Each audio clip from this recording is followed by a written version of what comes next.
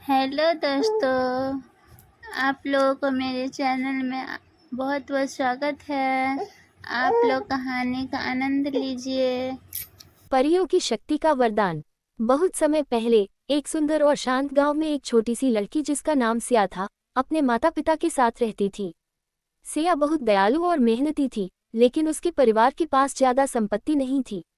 वह हमेशा चाहती थी कि वह अपने गांव के लोगों की मदद कर सके, लेकिन उसके पास कोई साधन नहीं था। एक दिन सिया जंगल में लकड़ियां बीनने गई। जंगल के भीतर उसे एक अद्भुत झरना दिखा, जो उसने पहले कभी नहीं देखा था। झरने के पास बैठी हुई एक बूढ़ी औरत मिली, जो बहुत परेशान दिख रही थी। सिया ने उस औरत से पूछा, आप इतनी दुखी क्यों हैं, दादी? बूढ़ी औरत ने कहा, मेरे पास बहुत सी शक्तियां थीं, लेकिन अब मैं उन्हें संभाल नहीं पा रही हूँ। मैं चाहती हूँ कि कोई सच्चे दिल वाला इंसान आए और मेरी शक्तियों को संभाले। सिया ने बिना किसी स्वार्थ के कहा, अगर मैं आपकी मदद कर सकती हूँ, तो कृपया मुझे बताइए।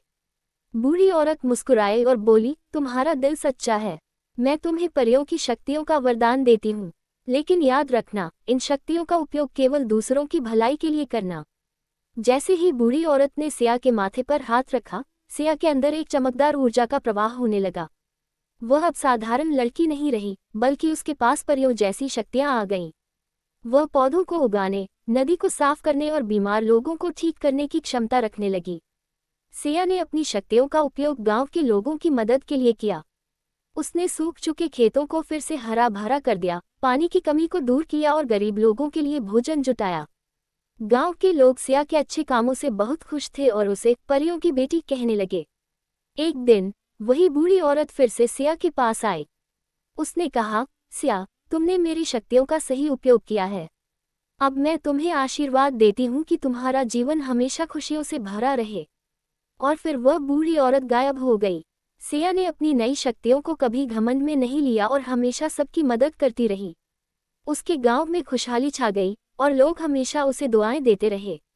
सिया का नाम हर जगह प्रसिद्ध हो गया और उसकी कहानी सुनकर सब ये सीखने लगे कि सच्चे दिल से की गई मदद कभी बेकार नहीं जाती। सीख, सच्चे दिल से दूसरों की मदद करने वाले को हमेशा अच्छे फल मिलते हैं। आप लोगों को अगर कहानी पसंद आती हो तो प्लीज़ चैनल को सब्सक्राइब कर दीजिएगा और वीडियो को लाइक और शेयर ज़रूर कीजिएगा, ताकि आप लोग अच्छे अच्छे कहानियाँ सुनने को मिले। Thank you.